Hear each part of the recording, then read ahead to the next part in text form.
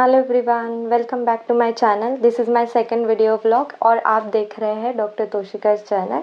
और हम लोगों ने लास्ट वीडियो में देखा था कि आई हेल्थ कैसे मेंटेन रखना है और आँखों के केयर के 10 अलग अलग टिप्स। तो today my topic is conjunctivitis या फिर आई फ्लू। तो आई फ्लू क्यों होता है, उसमें क्या क्या लक्षण आपको दिखाई देंगे, आपको क्या केयर करना है या फिर आपको कैसे उसको मेंटेन रखना है ताकि आपको आई फ्लू ना हो, प्रिवेंशंस उसके या फिर उसके बारे में जो कुछ भी मिथ्स है वो आज हम लोग डिस्कस करेंगे।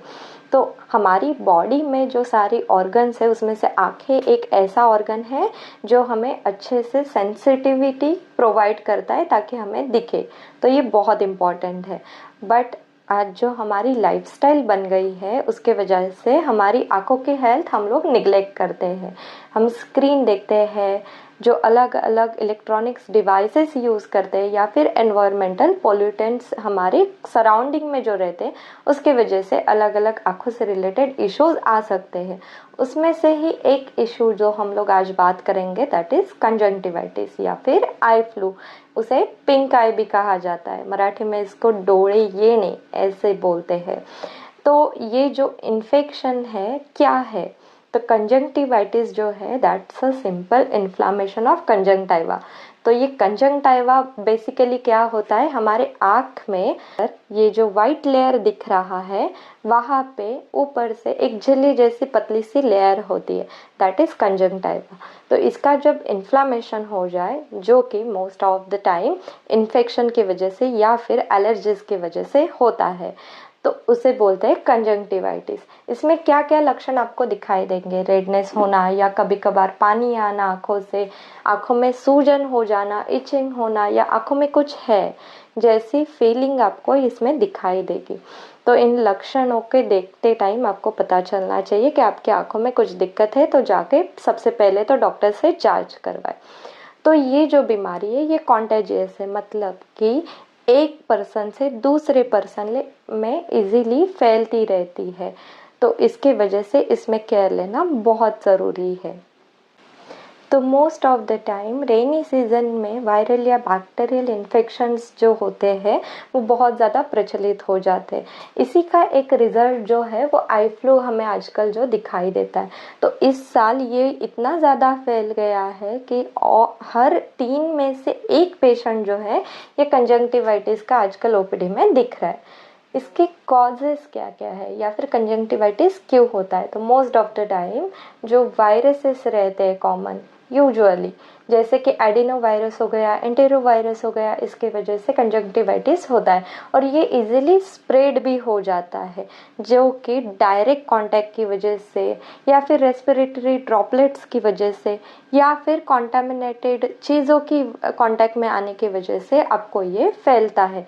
कुछ रिस्क फैक्टर इनमें ऐसे है कि ओवर क्राउडेड जगह के पे अगर आप हो या फिर आप अच्छे हाइजीन नहीं मेंटेन करते हो, मतलब कि आप बहुत अच्छे से साफ सफाई नहीं रखते हो जगह की, अपने हाथों की, आँखों की, तो उसके वजह से इसमें कंजंक्टिवाइटिस फैलने के चांसेस बहुत ज़्यादा रहते हैं।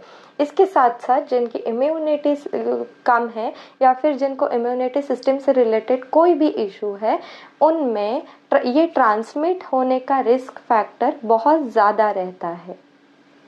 तो इसमें लक्षण क्या क्या होते हैं, तो पहले तो हम लोगों ने देखा कि रेडनेस होता है। तो रेडनेस सभी पेशेंट में सिर्फ कंजंक्टिवाइटिस की वजह से होता है क्या, नहीं।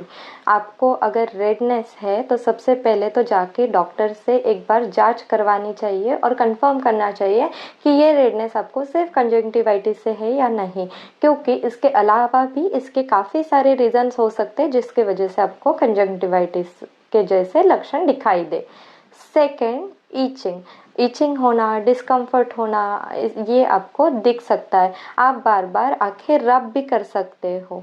थर्ड इज वाटरिंग, तो पानी जैसे आंखों से कंटिन्यूअस आना ये आपको दिख सकता है। कभी कभी येलो डिस्चार्ज, मतलब आंखों से कुछ चिपका चिपका निकले जैसा आपको लक्षण दिख सकता है। सेंसिटिविटी टू लाइट, मतलब कि फोटोफोबिया, मतलब धूप की बहुत ज़्यादा धूप में जाने के बाद बहुत ज़्यादा आपको तकलीफ होना, ऐसे लक्षण आपको दिख सकते हैं। कभी कभी इन लक्षणों के साथ आपको ब्लरिंग यानी धुंधलापन महसूस हो सकता है, तो आपको डरना नहीं है, आपको जाके जांच करवानी है डॉक्टर से और सही ट्रीटमेंट स्टार्ट करवानी है। देन आगे का टॉपिक है ट्रीटमेंट। तो टेम्पररी रिलीफ के लिए डॉक्टर आपको कुछ दवाइयाँ दे सकते हैं, जिसमें कि पेन किलर या फिर सूजन कम होने की दवाइयाँ, रेडनेस कम होने की दवाइयाँ उसमें शामिल है। उसके अलावा ल्यूब्रिकेटिंग आई ड्रॉप्स डॉक्टर आपको देंगे, जो कि आपको ड्राइनेस आँखों में आ चुका है उसमें काफ़ी राहत देगा। जो आपको डिस्कम्फर्ट यानी आँखों में कुछ है ऐसे जो लग रहा है, उसमें भी आपको काफ़ी राहत मिल जाएगी। Then second is lubricating ointment. Doctor आपको ल्यूब्रिकेटिंग ऑइंटमेंट दे सकते हैं, अगेन आईज आपके जो है वो मॉइस्ट रहने के लिए, या फिर जो इरिटेशन आपको हो सकता है आगे जाके, उसको रोकने के लिए ये ऑइंटमेंट आपको डॉक्टर देते हैं। तीसरी दवा जो आपको डॉक्टर देंगे वो है एंटीबायोटिक। तो एंटीबायोटिक आपको क्यों दिया जाता है? आप बोलोगे ये तो वायरल इन्फेक्शन है। तो वायरल इन्फेक्शन होने के बाद हमारी आँखों की इम्यूनिटी जो है वो कम हो जाती है, तो उसमें आपको secondary infection that is bacterial infection होने के चांसेस बहुत ज़्यादा होते हैं। तो इसे रोकने के लिए आपको एंटीबायोटिक दिया जाता है। तो आपको ये ड्रॉप्स ज़रूर डालने चाहिए अगर आपको डॉक्टर प्रिस्क्राइब करते हैं। Fourth thing is steroids.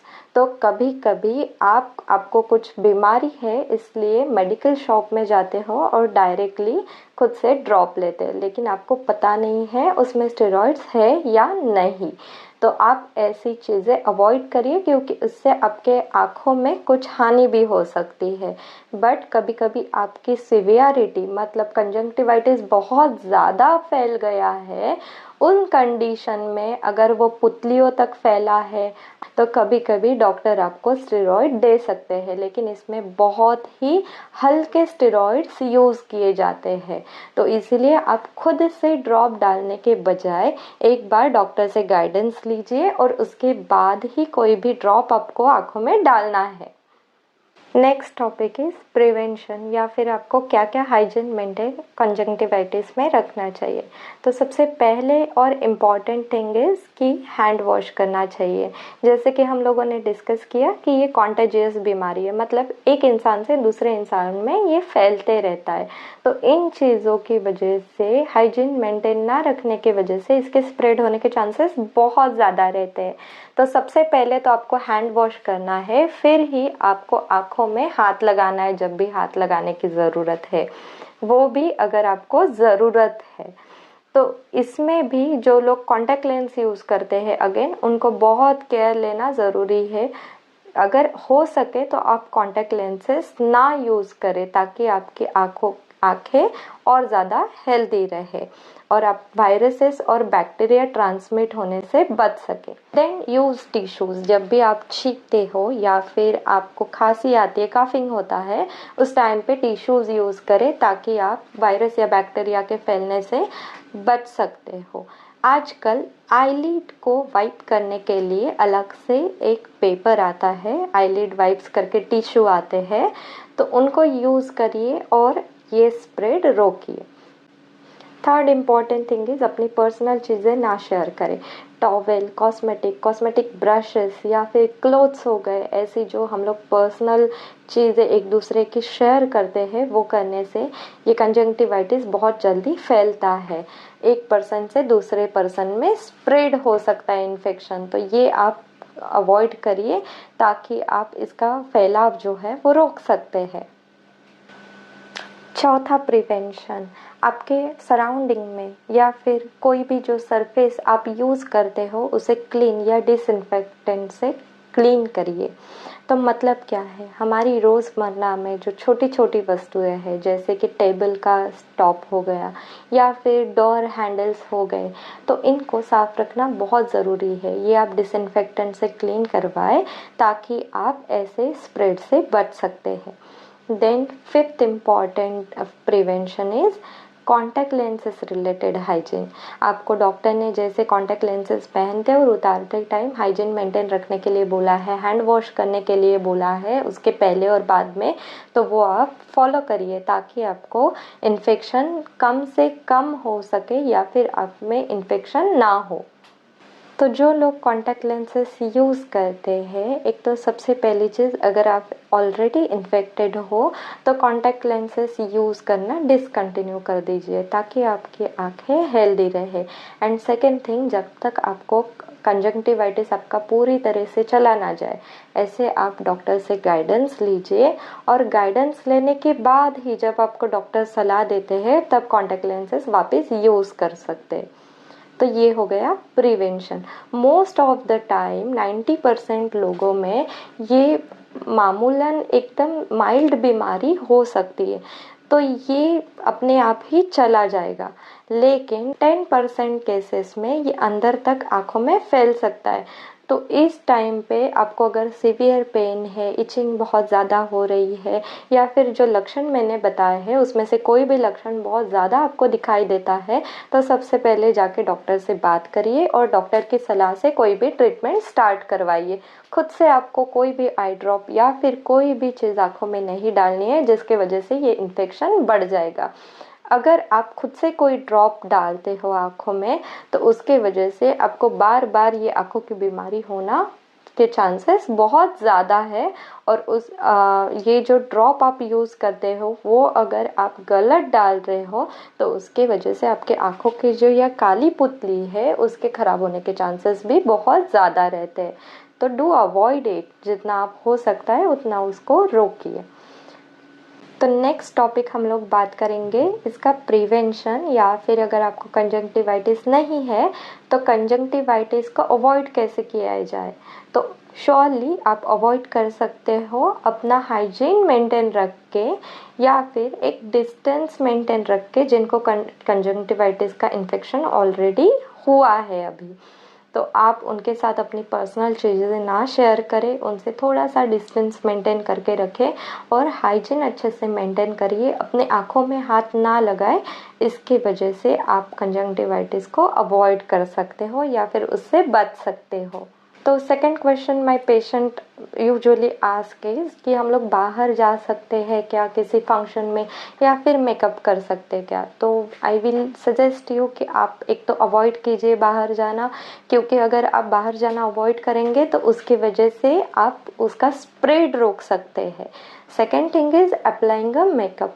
जब आप आँखों पे मेकअप लगाते हो तो उसके वजह से ये कंजंक्टिवाइटिस जो है ये बढ़ सकता है।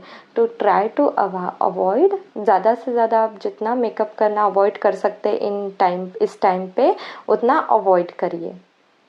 तो third question my patient usually ask is कि गॉगल पहनने से हम लोग कंजंक्टिवाइटिस अवॉइड कर सकते हैं क्या। तो मोस्ट ऑफ द टाइम नहीं, ऐसे नहीं है। कंजंक्टिवाइटिस फैलते रहता है, वो डायरेक्ट कांटेक्ट से फैलता है। गॉगल पहनने से मतलब आँखों में देखने से इसका कोई कांटेक्ट नहीं है। तो गॉगल आपको पहनना क्यों चाहिए, तो एक तो सबसे इम्पॉर्टेंट, आप आँखों में बार बार हाथ नहीं लगाएंगे गॉगल पहनने की वजह से। इसके लिए आपको गॉगल या फिर जो 0 नंबर के ग्लासेस रहते हैं वो पहनने चाहिए। दूसरी गॉगल पहनने की जो इम्पॉर्टेंट चीज़ है, तो आपको सन रेज से या फोटोफोबिया, जो हम लोगों ने पहले सेंसिटिविटी ऑफ द लाइट जो होता है, आंखों में चौंध आना जो होता है आपको बार बार, वो आपको गॉगल की वजह से नहीं होगा। तो आप गॉगल उसमें यूज़ कर सकते, लेकिन इसकी वजह से स्प्रेड नहीं रोक सकते। उसके लिए आपको कांटेक्ट आना डायरेक्टली कम करना पड़ेगा किसी से, या फिर आपका अगर हाथ आप आँखों में लगा रहे हो तो उससे हाथ लगाने के पहले और बाद में आपको हाथ धोना बहुत ज़रूरी है, ताकि जो बाहर का इन्फेक्शन है वो आपके आँखों तक ना पहुँच पाए। तो नेक्स्ट क्वेश्चन बहुत सारे पेशेंट ये पूछते हैं कि हमें कंजंक्टिवाइटिस नहीं है, लेकिन हमें इसे अवॉइड करने के लिए कुछ ड्रॉप्स दे दीजिए, या फिर वो किसी मेडिकल शॉप में जाके कुछ एंटीबायोटिक ड्रॉप्स डालना स्टार्ट कर देते हैं टू प्रिवेंट इट। तो ऐसे नहीं होता है। आपको एंटीबायोटिक ड्रॉप अगर आप इन्फेक्टेड नहीं हो तो नहीं डालना है। हमने पहले भी डिस्कस किया है, जब कंजंक्टिवाइटिस हो जाता है उसके बाद सेकेंडरी इन्फेक्शन अवॉइड करने के लिए हम लोग एंटीबायोटिक आई ड्रॉप देते हैं। तो इसका एंटीबायोटिक आई ड्रॉप का प्रिवेंशन से कोई मतलब नहीं है। हाँ, अगर आपको चाहिए तो आप ल्यूब्रिकेटिंग आई ड्रॉप्स जो होते हैं यूज़ कर सकते हैं, जिसकी वजह से आपके आँखों में ड्राइनेस ना हो या इरिटेशन ना हो और आपको अच्छा ठंडा महसूस हो। लेकिन ड्रॉप ऑलरेडी डालते रहने से ये अवॉइड नहीं किया जा सकता, उसके लिए आपको अच्छे से हाइजीन ही मेंटेन रखना पड़ेगा।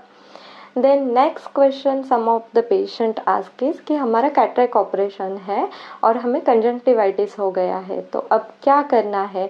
तो आपको कुछ दिन आपको ठहरना पड़ेगा। Most of the time 1 month तक ये इन्फेक्शन पूरी तरह से आँखों से चला जाता है विथ प्रॉपर डॉक्टर्स ट्रीटमेंट। तो आप सबसे पहले तो अपने डॉक्टर को दिखाइए, उनसे ट्रीटमेंट लीजिए। जब डॉक्टर आपको बताए कि ये इन्फेक्शन पूरी तरह से ख़त्म हो गया है, उसके बाद आप ऑपरेशन कर सकते हो। ओके, तो आपको ऑलरेडी कोई आँखों की बीमारी है, उसकी आपकी दवाइयाँ चल रही है, कोई आप टैबलेट ले रहे हो या आँखों में ऑलरेडी दवा डाल रहे हो, तो उस टाइम पे आपको कंजंक्टिवाइटिस हो गया है, तो आपको कंजंक्टिवाइटिस की जो दवाइयाँ देते हैं वो डालनी है या नहीं डालनी है। तो yes, you have to continue your both treatment. जो आपको ऑलरेडी ट्रीटमेंट चल रहा है वो भी आपको कंटिन्यू करना है, और ये जो नया डॉक्टर ने ट्रीटमेंट दिया हुआ है वो भी आपको कंटिन्यू करना है। तो सबसे पहले तो आपको डरना नहीं है। सेकेंड इम्पॉर्टेंट थिंग इज़ कि आपको किसी से गाइडेंस लेना है जो प्रॉपर इस चीज़ में अच्छे से आपको गाइड कर सके, तो वो है आपके आँखों के डॉक्टर। उनसे जाके जांच करवाइए, उनसे गाइडेंस लीजिए, या फिर आपको अगर कोई भी प्रॉब्लम है तो आप मेरे कमेंट सेक्शन में नीचे कमेंट कर सकते हो और आपके क्वेश्चंस आप मुझे पूछ सकते हो, ताकि मैं आपको थोड़ा बहुत गाइडेंस दे सकूं। बट आपको जांच करवाना बहुत मैंडेटरी है। अगर आपको कोई भी इशू है ऊपर मैंने बताया हुआ, तो जांच करवाइए, प्रॉपर ट्रीटमेंट लीजिए और अवॉइड करिए कि आगे जाके आपको कोई भी प्रॉब्लम हो सके। नेक्स्ट टॉपिक हम लोग बात करने वाले हैं ब्लाइंडनेस। तो इस वीडियो सीरीज में बने रहिए। और ब्लाइंडनेस मतलब अंधापन एग्जैक्टली क्या है, क्यों होता है और कैसे कैसे इंडिया में क्या क्या हो रहा है, ये सब जानकारी लेने के लिए प्लीज़ बने रहिए। अगर आपको मेरा वीडियो पसंद आ रहा है तो प्लीज़ लाइक करिए, शेयर करिए और सब्सक्राइब करिए। आपको कोई भी इशू है या फिर आपको किसी गाइडेंस की ज़रूरत है तो do comment on this video, और मेरा पहला वीडियो सबसे पहले जाके आप देखिए, ताकि आपको सबसे पहले आँखों की केयर लेना पता चले, और उसके बाद आप ये वीडियो भी ज़रूर देखें ताकि आपको पता चले कि आपको अगर आँखें आई हुई है तो क्या क्या करना है, क्या क्या अवॉइड करना है और कैसे ट्रीटमेंट लेना है।